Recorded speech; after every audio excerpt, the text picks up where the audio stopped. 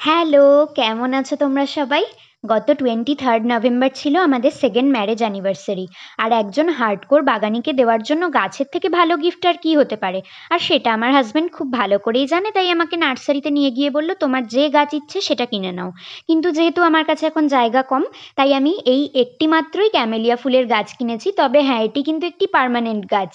তারপর নার্সারি থেকে বের হওয়ার সময় দেখছি গেটের সামনে বেশ কিছু লাল রঙের প্যাশন ফ্লাওয়ার গাছের ডাল কেটে ফেলে রাখা আছে।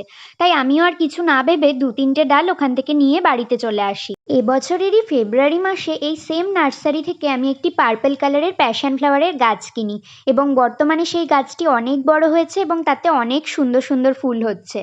আর তোমরা কি জানো, এই প্যাশন ফ্লাওয়ারের ডাল একদিকে যেমন তোমরা বালি বা মাটিতে বসিয়ে সেখান থেকে চারা তৈরি করতে পারবে, আবার যদি এই ডালগুলো জলে রাখো তাহলে সেখান থেকেও কিন্তু শেকড় আসে। তাই এই ডালগুলোকে আমি এবার জলে রেখেই চারা তৈরি করার চেষ্টা করছি। চলো, আজ আসছি, টাটা।